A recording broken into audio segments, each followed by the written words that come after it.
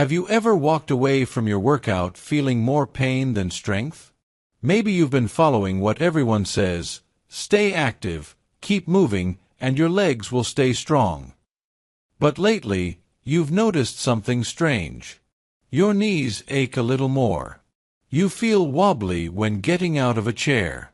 Climbing stairs feels like hiking a mountain. Sound familiar? It's something many seniors go through.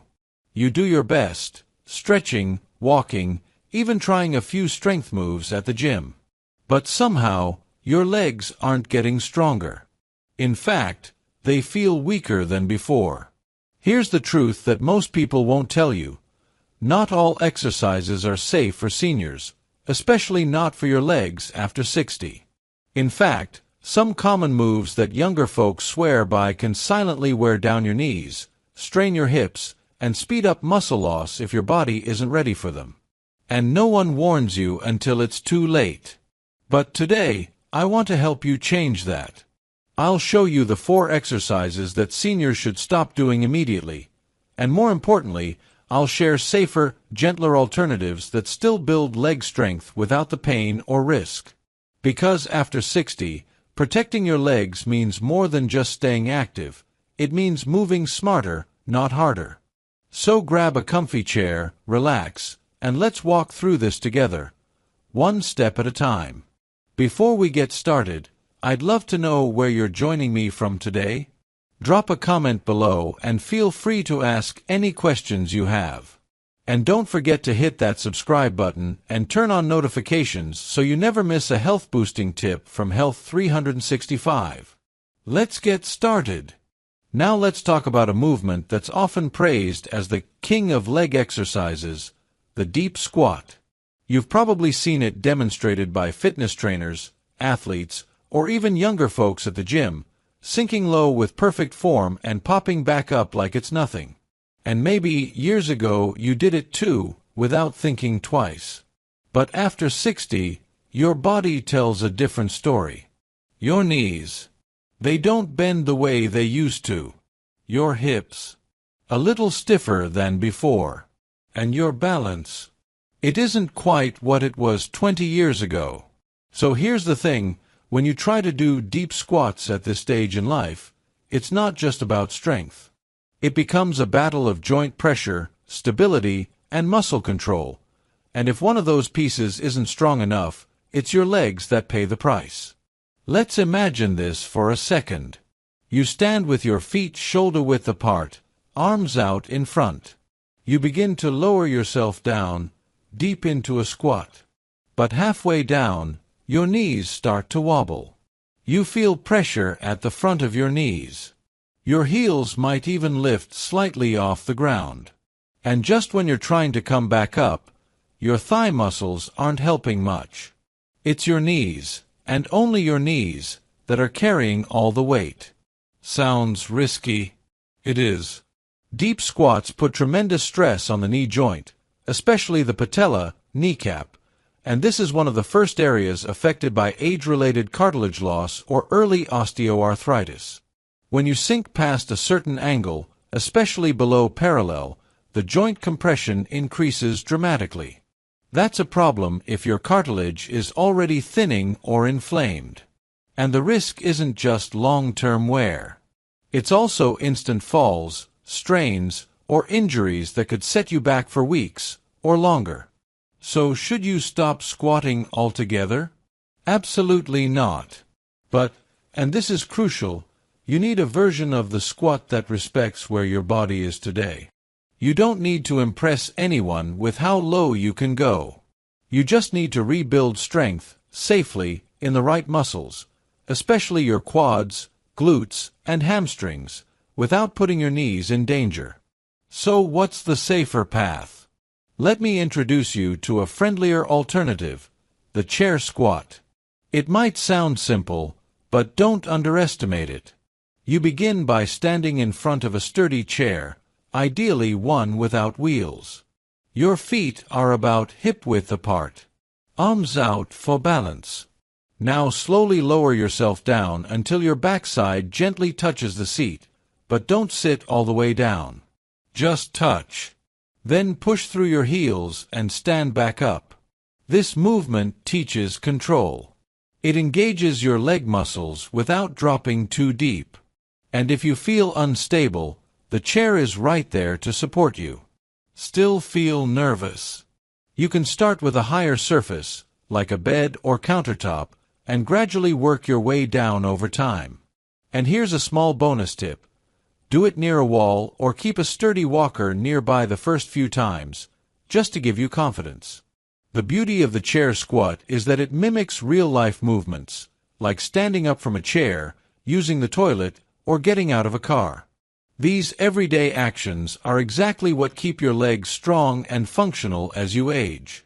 Now, if you're someone who has trouble even doing the chair squat, that's okay, too. Start with seated knee extensions or assisted sit-to-stands, where you use your arms on the armrest or sides of the chair to help push you up. The point is progress, not perfection. Because here's what I want you to remember. You don't need to squat deep to stay strong. You just need to squat smart. And smart means choosing movements that support your knees, protect your joints, and strengthen your muscles at the same time. Now let's move on to another popular gym favorite, the leg press machine. It looks safe, doesn't it? You're seated. Your back is supported. No risk of falling. You just place your feet on a wide platform, push the weight up, bring it back down, and repeat. Sounds easy enough. In fact, many seniors gravitate toward this machine because it seems like a controlled way to build leg strength, without the need to balance or move around. But here's the surprising truth. For people over 60, the leg press machine can quietly do more harm than good. Let's break it down. When you sit in the leg press machine, you're usually reclined at a slight angle. Your feet are placed high up, and the weights are loaded on either side or beneath the platform. As you push the plate forward, it might feel smooth, but what's really happening? A massive amount of force is being directed straight through your knees, hips, and lower back, often far more than your body would naturally experience during walking, standing, or even squatting. And because you're lying back, there's no way for your core or stabilizing muscles to help out. It's all pressure, going one way, into your joints. The scary part? You don't feel the damage right away. But over time, you might notice stiffness after workouts, or pain when climbing stairs, or even a sudden back twinge from something as simple as bending to pick something up. That's not aging. That's often strain caused by inappropriate loading in the wrong position. Here's another danger most people miss: overconfidence. Because the machine feels safe, many people, including seniors, load it up with far more weight than their joints can truly handle. After all, you're not lifting a barbell on your back, right? But this artificial sense of security is deceptive. Your knees don't care if the weight came from a machine or a squat rack, they only feel the pressure. And if your cartilage is already thinning, or your lower back discs are compressed, the damage can creep in quietly and steadily. So, does that mean strength training is off the table? Not at all. It just means choosing a movement that strengthens your legs through your natural range of motion, not forcing them into one that stresses your joints unnaturally. So what's a better choice? Try step UPS, with support. Find a very low, sturdy step, something no higher than 6 to 8 inches. Stand beside a counter or railing for support. Slowly step one foot up, then bring the other foot to meet it. Then step back down the same way. Do it slowly with full control. No rushing. No jumping. Just steady, intentional movement. This kind of exercise mimics real life, like climbing stairs or stepping onto a curb. And best of all, it engages your legs, glutes, and even your core muscles, but without putting all the pressure into your knees and lower spine. If the step feels too much at first, that's okay. You can start with seated leg extensions using resistance bands, or even gentle mini squats holding onto a chair. Another excellent option: standing heel raises. Hold onto the back of a chair and slowly lift your heels off the ground, coming up onto your toes, then lower down slowly. This strengthens your calves and improves ankle stability, both essential for strong, steady legs. The goal isn't to look like a bodybuilder. The goal is to build real-life strength, the kind that helps you get out of the car, carry groceries, or go for a walk without worrying about a misstep. Now let's talk about something that might seem innocent at first, those quick, bouncy moves often labeled as good cardio. We're talking about jumping jacks, box jumps, skipping in place, or those peppy routines in online workout videos where the instructor says, "Just a little jump, you've got this." You've seen them before. Maybe you've even tried them, hoping to get your heart pumping and muscles working. But here's the truth: after 60, your legs are not designed to handle repeated impact from jumping, especially not on hard surfaces. You see, when you were younger, your joints had more cushioning. Your tendons were springy. Your muscles recovered faster. A few jumps didn't matter. But now, every jump sends a sharp, jarring force directly up through your ankles, knees, hips, and even your lower back. And without the same shock absorption you once had, that force doesn't get evenly distributed. Instead, it gets concentrated, right where it hurts most. Let's imagine this together. You're standing on your living room floor, ready to follow along with a video. The instructor says, "Now let's warm up with 30 jumping jacks." So you start, arms and legs flying. But by the 10th jump, your knees feel it. There's a slight twinge in your heel. And after the workout, your hips ache when you sit down. Sound familiar? The worst part is, you didn't even realize the damage was happening. That's the danger with high-impact moves at this age. They feel like a good workout, until the pain shows up the next day, or worse, after a small fall or twist that you can't quite recover from. Now, don't misunderstand. Cardio is still incredibly important. It boosts circulation, supports your heart, and helps your muscles get oxygen and nutrients. But jumping isn't the only way to get your heart rate up. In fact, for seniors, it's one of the riskiest ways. So what's a better option? Let's start with something simple: marching in place. Yes, that's right, marching. Stand tall, lift one knee at a time in a gentle, steady rhythm. Swing your arms a bit. Focus on your breath. You'll be surprised how quickly your heart rate rises, without pounding your joints.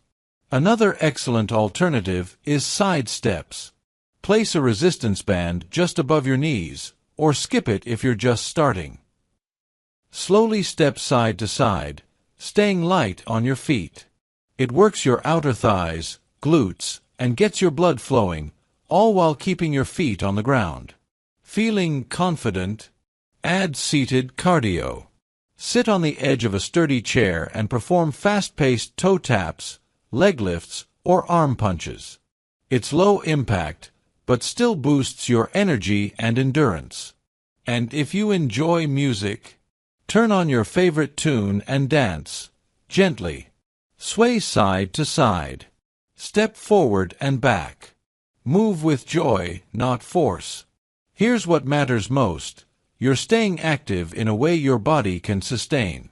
Because every time you jump and land, even from a small hop, your legs absorb shock that can add up over time.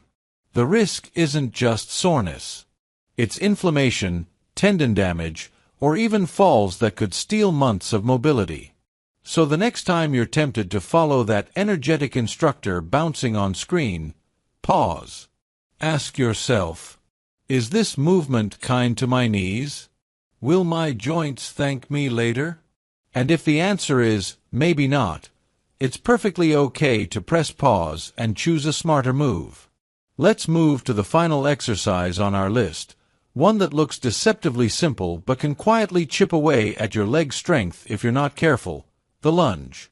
Lunges are everywhere. Fitness magazines praise them. Personal trainers love them. And younger folks make them look so graceful: 1 foot forward, back straight, down and up like a machine. But for seniors, especially those over 60, doing lunges without support can be like walking a tightrope with a blindfold on. Let's break it down. When you perform a standard forward lunge, you step 1 foot far ahead. Your front knee bends. Your back leg drops. Your weight shifts forward. And here's the problem: you're now balancing on 2 narrow tracks, while your body tries to stay centered. That requires strong thighs, flexible hips, stable ankles, good balance, and sharp coordination, all at once. And if even one of those elements is slightly off, it puts your entire lower body at risk. Let's picture this moment. You take a step forward into a lunge. You feel slightly off balance, but keep going. As you drop your back knee, your front knee suddenly pushes too far forward, maybe even past your toes. Your heel lifts a little. You feel a tug in your thigh. And just as you try to come back up, you wobble. You catch yourself. But your knee didn't forget. Neither did your hip. This is how it starts: small strain, tiny slip, slow bruising of the muscles you're trying to protect. Here's what most people don't realize. Unassisted lunges load all the pressure onto one side of your body. It's like doing a one-legged squat with 0 hand support. And after 60, when balance begins to decline and reflexes slow a bit, that move becomes less about fitness and more about risk management. So, should seniors avoid lunges entirely? Not at all. In fact, lunges, when done safely, are fantastic for leg strength, hip mobility, and even posture. But the key word is safely. Here's how to do that. Start with supported reverse lunges. Instead of stepping forward, which shifts your center of gravity away from your base, you step backward, and you do it next to a chair, countertop, or wall for balance. Place your hands lightly on the support. Take a slow step back with 1 foot. Lower yourself gently, only as far as feels comfortable, and keep your front knee in line with your ankle. Then return to standing.